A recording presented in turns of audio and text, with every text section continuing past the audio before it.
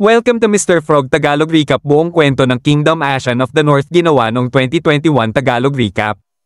Ang Kingdom Ashen of the North ay isang South Korean special episode ng seryeng Kingdom na ipinalabas noong 2021, ang pangunahing direktor na si Kim Sung-hoon at pinagbibidahan ni Jun Ji-hyun bilang Ashen. Panimula ng kwento. Sa hilagang bahagi ng Joseon, malapit sa Ilog Amnek, mayroong isang maliit na tribo ng Jurchen na tinatawag na Sonjeoyain. Ang tribong ito ay nanumpa ng katapatan sa Joseon kapalit ng proteksyon at kabuhayan.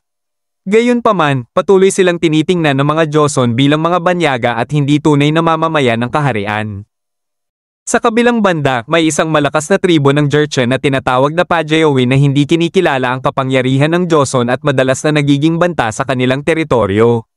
Sa ganitong mapanganib at tensyonadong lugar lumaki si Ashen, isang batang babae mula sa Sonjeoyain na mamumuhay sa trahedya, paghihiganti, at kadiliman. Ang misteryosong halaman at ang unang trahedya. Isang araw, habang naglalaro si Ashen sa kagubatan, natagpuan niya ang isang lumang dambana kung saan may nakaukit na sulat tungkol sa isang mahiwagang halaman, ang halamang muling buhay resurrection plant. Ang nakasulat sa bato ay nagbabala. Kung nais mong buhayin ng patay, ang kapalit ay masyadong malupit. Dahil mausisa, isinapuso ni Ashen ang anyo ng halaman ngunit hindi niya pa alam ang totoong epekto nito. Samantala, natuklasan ng mga sundalong Joseon ang mga patay na katawan sa kagubatan. Natakot silang baka ito ay gawa ng mga Pajeowi Jurchens, kaya't hinigpitan nila ang seguridad sa kanilang teritoryo. Gayunpaman, hindi nila alam na ang mga patay na ito ay hindi pinatay ng tao kundi ng isang gutom na tigre. Upang maiwasan ang digmaan sa pagitan ng Joseon at Pajeowi, ang ama ni Ashen na si Tahob ay ipinadala bilang isang sugo upang makipag-usap sa Pajeowi. Ngunit lihim na iniutos ng opisyal ng Joseon na si Min Chi-rock na patayin si Tahob at ang kanyang mga tauhan. Ginawa niya ito upang tiyakin na walang magiging problema sa hilaga. Ang paglipol sa Sonjeoyain. Habang hinihintay ni Ashen ang pagbabalik ng kanyang ama, isang mas malagim na trahedya ang naganap.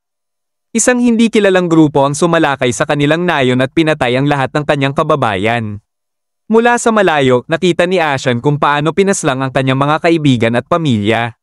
Wala siyang magawa kundi magtago at panoorin ang lahat ng mahal niya sa buhay na pinapatay sa isang iglap. Matapos ang pag-atake, mag-isa na lang siya sa mundo. Pakikibaka sa kampo ng Joseon. Sa kawalan ng pag-asa, naglakbay si Ashen patungo sa pinakamalapit na kampo ng militar ng Joseon upang humingi ng tulong. Ngunit sa halip na protektahan siya, ginamit lang siya ng mga sundalo bilang alipin. Pinagtatrabaho siya sa kusina at iba pang mabibigat na gawain habang walang kahit isang sundalo ang nagpakita ng habag sa kanya. Habang lumilipas ang mga taon, patuloy niyang iniisip ang pagkawala ng kanyang ama at ng kanyang tribo. Sinimulan niyang sanayin ang sarili sa pagpapana at pakikipaglaban gamit ang galit bilang sandata upang maging mas malakas. Sa kanyang pananaliksik, nadiskubre niya ang isang nakagugulat na katotohanan: hindi pinatay ng Pajeowi ang kanyang ama. Sa halip, ito ay pinahirapan at pinatay ng mismong Joseon upang patahimikin ang gulo sa hilaga. Ang matagal niyang paghihintay sa kanyang ama ay walang kabuluhan. Ang kanyang galit ay tuluyan ng nagliyab. Ang pagpapakawala ng salot. Nang lubos ng mapuno ng puot ang puso ni Ashen, nagdesisyon siyang gumamit ng halamang muling buhay upang ipaghiganti ang kanyang pamilya. Unang hakbang, ginamit niya ang halaman sa isang grupo ng ligaw na baboy at pinakawalan ang mga ito sa kampo ng militar ng Joseon. Nang makagat ng baboy ang mga sundalo, unti-unti silang namatay at nabuhay muli bilang mga halimaw. Dahil hindi nila alam kung ano ang nangyayari, mabilis na lumaganap ang kaguluhan sa kampo.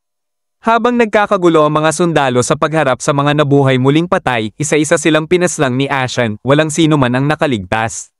Pinatay niya silang lahat bilang ganti sa kanyang ama at tribo. Ang huling ganti ni Ashen. Matapos ang kanyang paghihiganti, bumalik si Ashen sa kanyang dating nayon.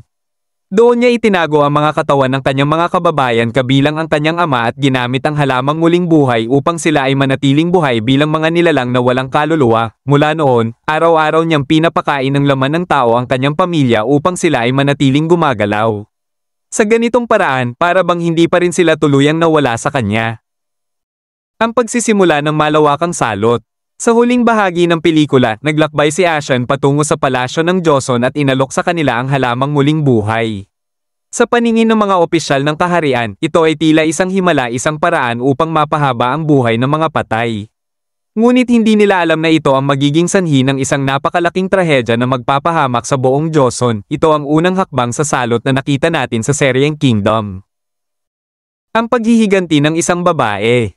Ang Kingdom Ashan of the North ay hindi lang kwento ng zombie Esita ay isang trahedya ng isang batang babae na nawala ng lahat at lumaki na puno ng galit, sakit, at paghihiganti.